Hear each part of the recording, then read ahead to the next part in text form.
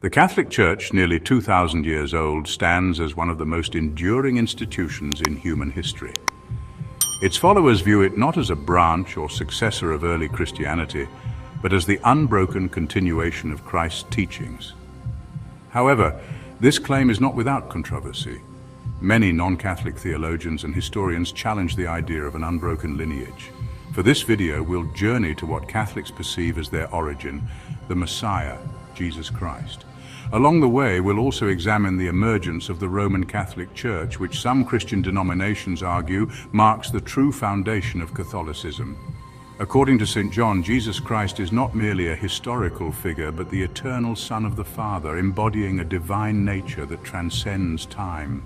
Yet he also possesses a human nature, Jesus of Nazareth, the man whose purpose was not only to teach, but to preserve and redeem the world.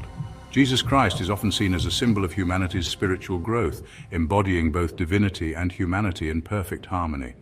His dual nature, fully divine and fully human, unites in one person to create the ultimate ideal of virtue and piety, the perfect man. Born in Bethlehem of Judea between 6 and 4 BCE, Jesus' birth occurred during the reign of Rome's first emperor, Caesar Augustus. While little is known about his childhood, some apocryphal Gospels attempt to fill these gaps with speculation and stories. Around the age of 30, Jesus began his public ministry, inaugurated as the Messiah through baptism by John the Baptist. Despite lasting only 3 years, this short span is considered by many to hold the most profound significance for the history of Christianity and ultimately Catholicism. As a Jew, Jesus was deeply rooted in Jewish teachings. However, his ministry expanded upon these teachings, giving them fresh meaning. He chose 12 apostles, fishermen, field workers, and other ordinary individuals, along with 70 or 72 Gentile disciples, people who did not follow the Jewish faith. Notably, Jesus did not select scholars, religious elites, or the powerful. Instead, he preached to the marginalized sinners, thieves, and betrayers. His ministry revolved around the poor and outcast, offering them hope and redemption.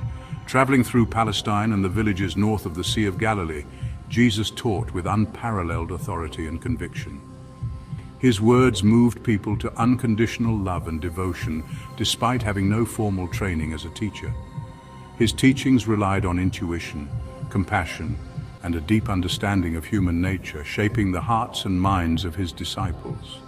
Jesus' mission reached its climax with his arrival in Jerusalem, a moment that would set the stage for the pivotal events of his life and the foundation of Christianity. By the time of his crucifixion, Jesus already had a reputation as a political and religious agitator, particularly among the Romans. Much of what we know about his life today comes from the Gospels written by the 4 evangelists, Mark, Matthew, Luke, and John. However, the Gospels were not intended to be historical or biographical records of Jesus' life. Their purpose was clear: to convince readers of his divine nature. Written decades after Jesus' death, some 40 years later, and perhaps even as much as 70, the authors of the Gospels never claimed to have personally known him.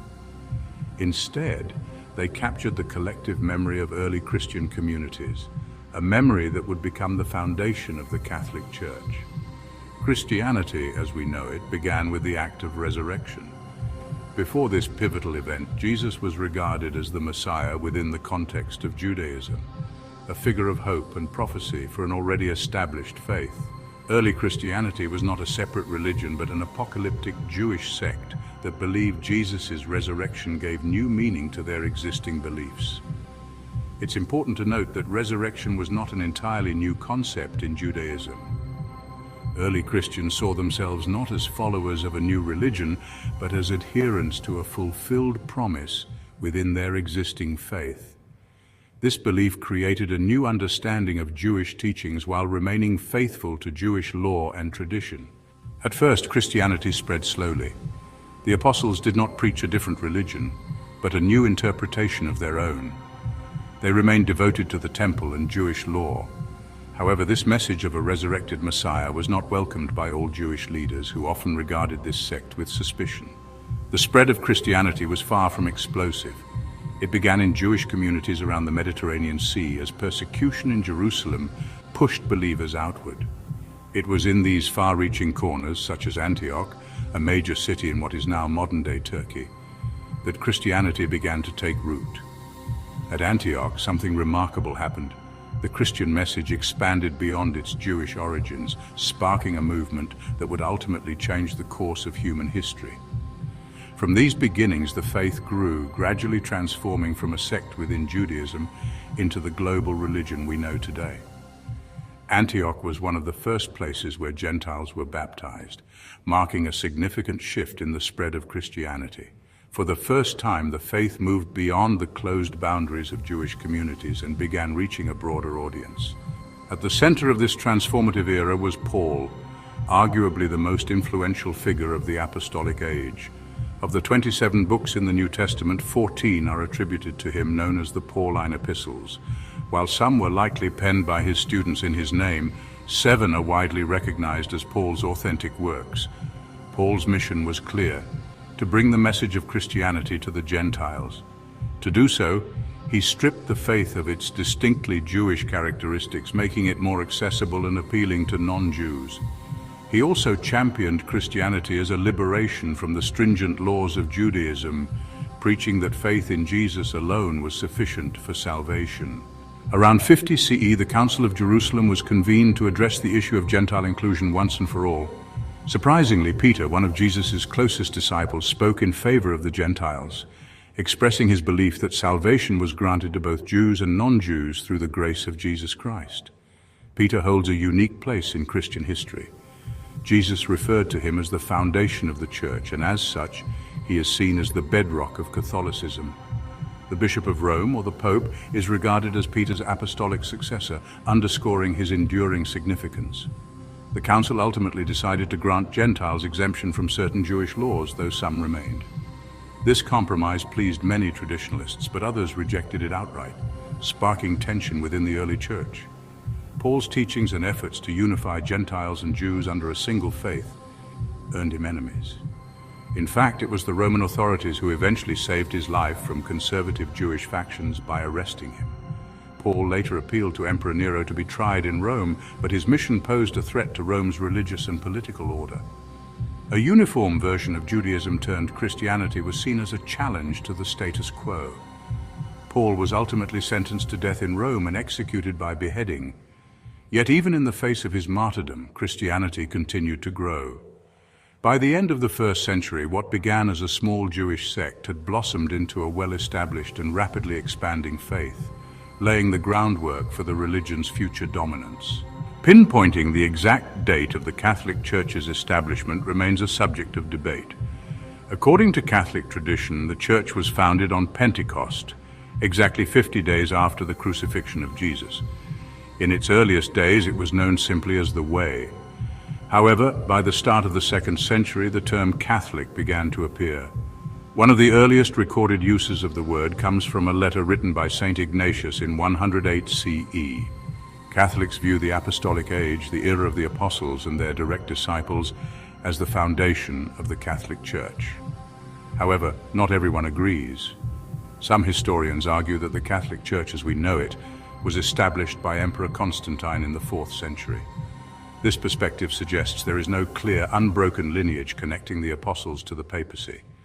Critics also point to the concept of the Great Apostasy, the idea of a significant corruption of early Christianity, which was a key argument of the Lutheran Reformation. Furthermore, the first official Catholic institution was the Roman Catholic Church, which historians agree was solidified in the 4th century. By this time, Christianity had undergone a remarkable transformation from a persecuted sect to a thriving faith, spreading rapidly across the Roman Empire. What fueled this phenomenal growth? One popular theory attributes Christianity's success to its radical disregard for societal norms. Unlike many other belief systems of the time, Christianity preached a universal message of love and hope. It extended its compassion not just to the wealthy or powerful, but to slaves, workers, sinners, soldiers, travelers, orphans, and widows, anyone in need. This moral high ground, paired with humility, drew many converts, including prominent pagan philosophers such as Justin Martyr. These individuals admired Christianity's unwavering commitment to kindness and its emphasis on inner virtue over external wealth or power. By the 2nd century, the Church had developed a well-defined structure. Its growing organization relied on a hierarchy of missionaries, apostles, bishops, priests, and deacons. This system of governance, known as the monarchical episcopacy, emerged shortly after the writing of the first epistle of Clement. The Church built its foundation on 3 central doctrines, solidifying its place as an enduring institution and shaping the trajectory of Christianity for centuries to come. The bishops of the early Church claimed to be the direct successors of the apostles, wielding authority through canonical scripture and the Creed. Over time, the Church of Rome elevated itself above other Christian communities, asserting its status as the seat of both St. Peter and St. Paul. This prestige grew exponentially when Roman emperors, most notably Constantine, adopted Christianity. In 313 CE, Constantine met with co-emperor Licinius and brokered an agreement for complete religious tolerance across the empire. The result was the Edict of Milan, which allowed Christians to freely practice their faith, reclaim confiscated property, and preach without fear of persecution. This marked a turning point for Christianity as the faith transitioned from the shadows into public life. Constantine's relationship with Christianity, however, was complex. In the early years of his reign, he still acted as the supreme pontiff of the pagan religion, paying homage to the sun god. Yet he gradually embraced Christianity, displaying Christian symbols and restricting pagan practices. According to tradition, his conversion to Christianity began in 312 CE, but his full acceptance of the faith was tied to political strategy. Constantine recognized that aligning the state's interests with the Church's goals could unify the empire.